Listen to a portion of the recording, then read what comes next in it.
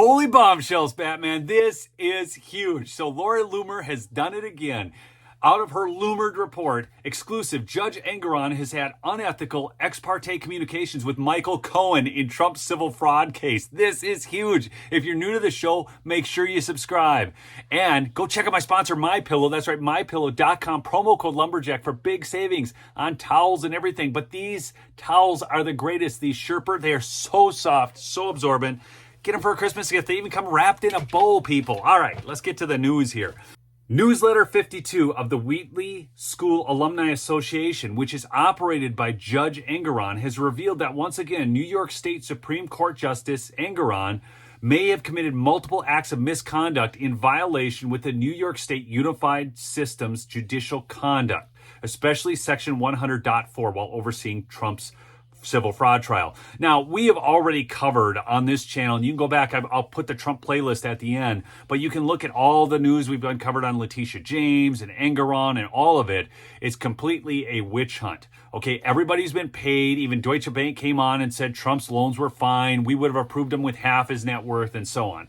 But listen to this, Section 100.4 generally prohibits extrajudicial activities that risk conflict with judicial obligations, including those that may cast doubt on a judge's ability to remain impartial, you think? Detract from the dignity of the office. What about the torso shot? Or otherwise interfere with the proper performance of judicial duties.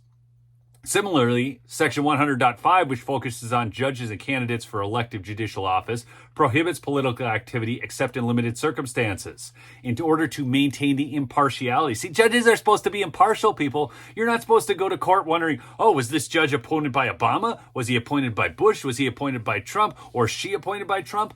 I mean, you don't want to know. You don't want to be thinking, am I going to get a fair trial based on who appointed the judge? That's ridiculous. And yet that's what's going on.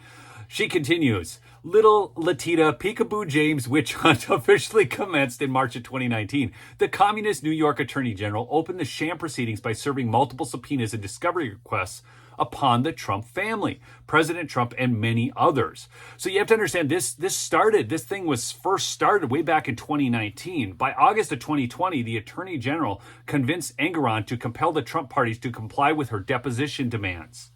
Yeah, probably when she was at the pool party. Anyways, because that was on another episode. All right, by September of 2020, Judge Engoron ordered Eric Trump to sit for deposition no later than October 7th, 2020. So now here's where it gets interesting. Judge Engoron was preparing and compiling information for the latest issue of his newsletter between October 2nd, 2020 through November 8th of 2020. During this time frame, Justice Engoron was also actively participating in the Trump witch hunt, while simultaneously communicating with an extremely biased and anti-Trump federal prosecutor who is also linked to a witness in the Trump case. While Eric Trump's court-ordered deposition was taking place, Engoron was colluding with fellow Wheatley Wildcat federal prosecutor and personal confidant Philip Halpern. During that time, Halpern was also preparing, coordinating, and conducting multiple anti-Trump commentaries and interviews amongst numerous left-leaning publications and mainstream media outlets. Even more disturbing, Halpern conducted an interview on or before October 26, 2020, with Attorney General Letitia James, star witness, the recently incarcerated and disbarred attorney Michael Cohen. That's right, their star witness liar Michael Cohen.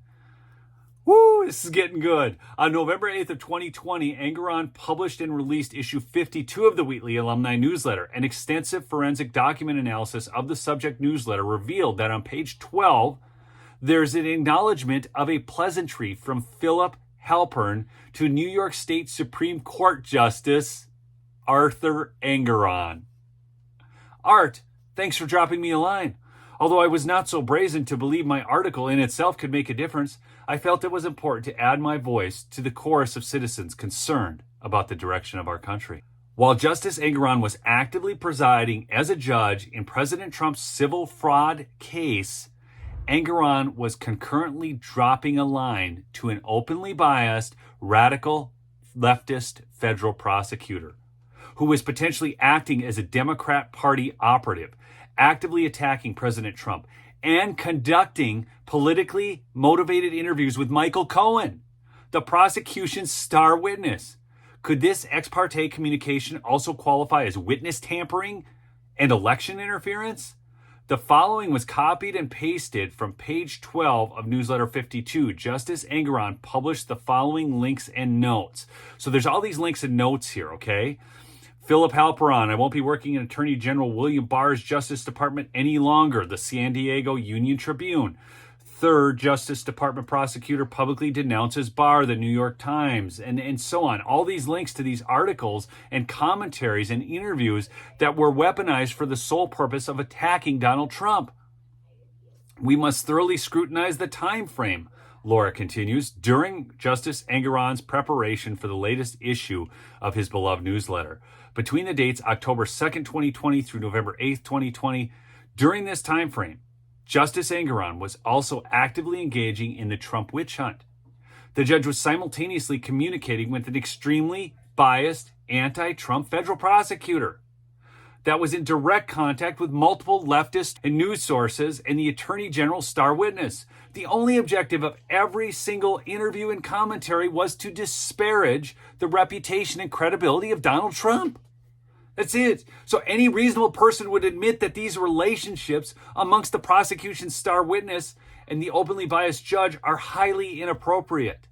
These biased actions cast a reasonable doubt on the judge's ability to act impartially as a judge, and they detract from the dignity of the judicial office. So when people go into court and they say to Justice Engoron, Your Honor, should he really be called Your Honor with all this? It's like when they're in Congress and they're like, my esteemed fellow Congressman, Santos. Okay, nothing esteemed about the guy. Again, they shouldn't have gotten rid of him. That's a whole other story.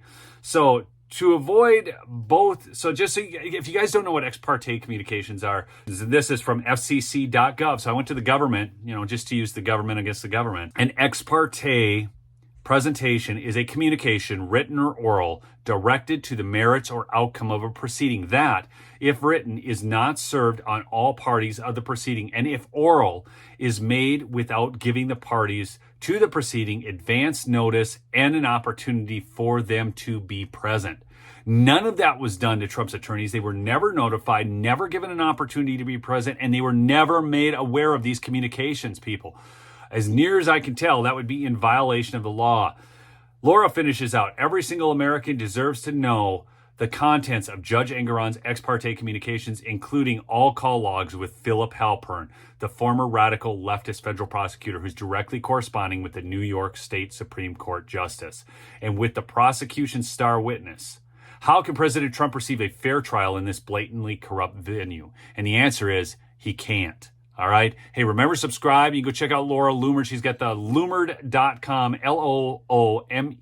LOOMERED.com. I don't approve of everything Loomer says. I just want you to know when she calls Riley Gaines names and stuff, I'm not down with that. But I will tell you, there is no one better at investigating what's going on in the New York civil fraud trial case than Laura Loomer. So check it out, and check out my sponsor, MyPillow. That's right, MyPillow.com. Promo code Lumberjack for big, big savings. Christmas is coming. Peace out.